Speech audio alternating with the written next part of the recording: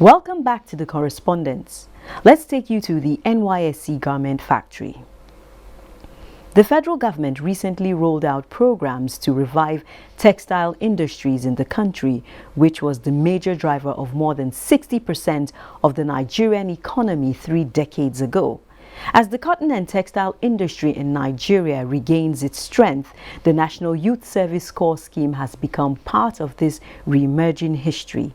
Correspondent Olayinka Uju visited one of the NYSC's garment factories in Niger State. The Nigerian textile industry gave hope to a larger population of the citizenry in the past.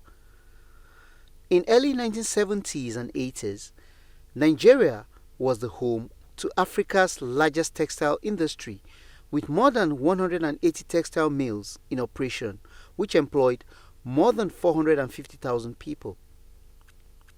The industry, over time, has faced limitations ranging from power supply to access to finance. Most of the textile industries in Nigeria, or especially in Kano, have shut down. But this is not the case of the NYSC garment factory.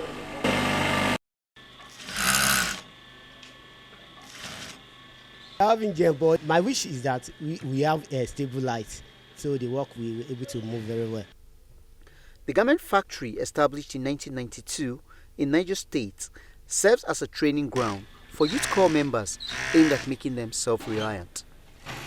The factory, though meant to train the youth corps members, is already producing 10,000 NYSC crested vests, 10,000 plain vests, and 8,000 NYSC uniforms per batch. I produce up to 7-8 per day. 7? Yes, top and khaki, and the shirt and the trousers. 50 per day, because it is manual process we use. But if it is automated, we can produce 1,000 plus. I didn't know that things like crested vests, plain vests, and the rest were produced here. I thought they were things that were exported from outside because of the way they looked like. But coming here, I was surprised to see that everything was actually locally produced here. This is insufficient for the number of youth corps members mobilized for national service per batch, with the increasing number of educated youths called to national service. This place, I think, need more machines for more productions, even though we are doing our best. Because I've learned a lot, things that I have not learned, I never knew before, like using the industrial sewing machine. From cutting to sewing, then screen printing. The only thing that is not done in this garment factory located in Minna is the production of the fabric.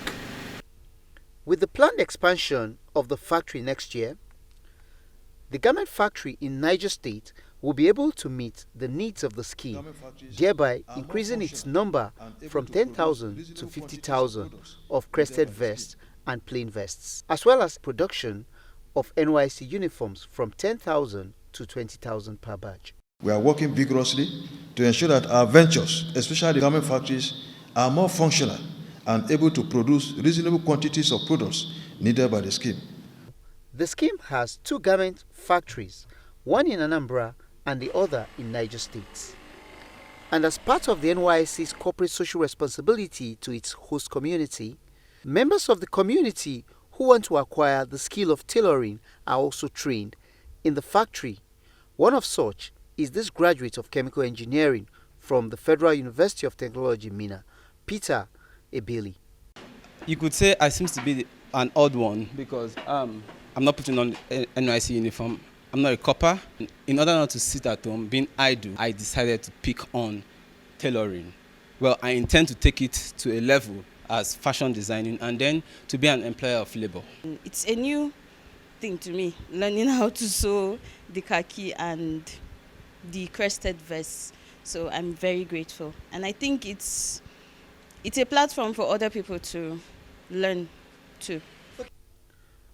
With the federal government's drive to ensure Nigerians patronize made in Nigeria products, one can just imagine the jobs we will create in the sector when the Nigerian Army, Nigerian Navy, Nigerian Air Force, the police, customs, immigration, Federal Road Safety Corps, and many more fully patronize our local industries.